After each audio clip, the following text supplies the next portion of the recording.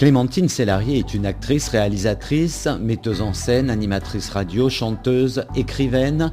Le théâtre fait aussi partie intégrante de sa vie.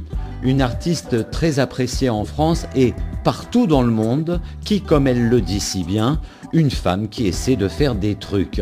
Révélée dans le film 37 le matin de Jean-Jacques Benex, Clémentine Célarié publie un nouveau livre sur son cancer. Elle s'est confiée au micro d'Élodie Guigaud le 9 novembre. C'était chez nos confrères de France Info. Vous venez de signer les mots défendus chez Albin Michel. C'est vraiment le regard d'une survivante sur la vie et une main tendue, j'ai l'impression, destinée à toutes celles et ceux qui sont touchés de près ou de loin par une maladie, que ce soit un cancer, comme ça a été votre cas, ou même d'autres maladies. C'était aussi un besoin de raconter, d'aider, de partager. Si vous êtes à une bouffe, je sais pas, avec des potes, n'importe quoi, vous voyez. Alors, comment tu vas vous pouvez dire, j'ai eu un cancer, j'ai fait 6 mois de chimio, mais là, ça va super.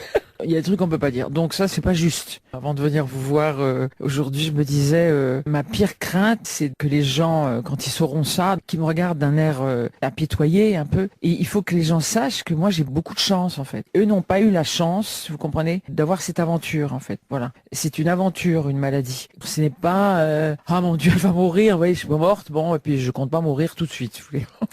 C'est pas programmé. Non, mais bon, c'est pas une condamnation d'être malade. C'est une épreuve qui vous est donnée et une épreuve, elle vous grandit, elle vous amoindrit pas. Vous racontez votre expérience effectivement de ce cancer du côlon. Vous l'apprenez en novembre 2019. Vous dites que vous avez décroché ça le m'a fait pompon. rigoler. Je me suis dit bon, d'accord, mais jamais je me suis sentie condamnée. Jamais je me suis. Vous n'avez jamais eu peur. Considéré. C'est le sentiment non, qu'on a à jamais. travers toutes ces lignes. J'ai pas peur. Quelquefois, je suis très triste. Et ce dont je parle dans mon livre, c'est plutôt la lumière que ça m'a apporté et la libération. J'ai eu besoin de parler au public parce qu'il y a des moments de solitude. C'est peut-être la solitude qui m'a attaqué quelquefois, pas la peur. Et la solitude m'a donné envie, pendant ces mois où vous êtes comme une sorte de cachalot échoué, hein, vous avez envie de parler à quelqu'un et la première personne à laquelle j'avais envie de parler, c'était au public, à la personne que je croise, qui m'accompagne en fait depuis des années. Et il y a ce mot doux à la fin des spectacles. Vous le dites d'ailleurs que ce livre est un café que vous ne boirez jamais avec ce public-là. Oui, quand vous vivez cette solitude, qui est une solitude qui est choisie aussi, hein. C'est pas une solitude que je subis, mais il y a une solitude que je vis de par ce métier qui me mange et que je mange et on se nourrit et que c'est une passion absolue. J'ai pas de place beaucoup pour autre chose. On fait des bords de scène en ce moment avec le public après le spectacle parce que moi je trouve que c'est chouette de se réjouir de nos retrouvailles au théâtre et c'est vrai que j'appréhende, mais je veux qu'on parle de ça pour que ça se banalise. Je sais qu'il y a des gens qui ne veulent pas parler de leur cancer, mais moi je veux parler de ce que ça apporte. C'est comme un tremblement de terre en fait, ce genre de maladie et un tremblement de terre, quand on en ressort, il faut pouvoir raconter ce qu'on a vécu parce que c'est une expérience de vie. Vous parlez beaucoup du théâtre aussi dans cet ouvrage. Vous dites que ça vous fait vivre, ça vous fait tenir. C'est votre vie, le théâtre ? Ma vie, c'est de travailler à construire un autre univers, un autre monde, un autre instant. Et le théâtre, pour moi, c'est un instant où en fait on est en dehors de la réalité. Moi, j'ai beaucoup de mal à vivre dans la réalité. Et d'ailleurs, si on n'a pas notre petit monde, pour moi, c'est terrible.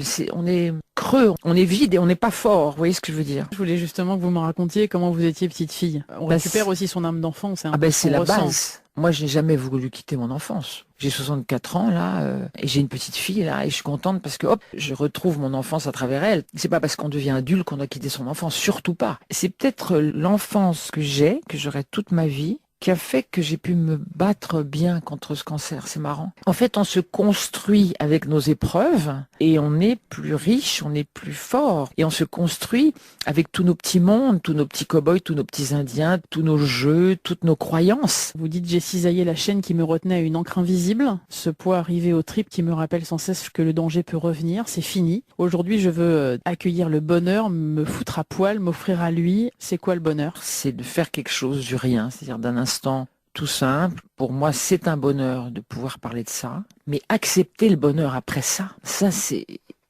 compliqué. Ce sont des larmes de peur et de joie en quelque sorte. Oui. On se défend, on s'arme tout seul. Et puis après, on se dit que merde, si on a un grand bonheur, qu'est-ce qui se cache derrière ? Vous voyez ce que je veux dire ? Il faut se détendre aussi. Voilà.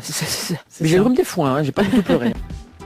Les mots défendus, un livre de Clémentine Célarié à retrouver à partir du 3 novembre dans tous les points presse. Je dis bien tous les points presse car on trouve les mots défendus aussi dans la grande distribution et c'est aux éditions Albin Michel.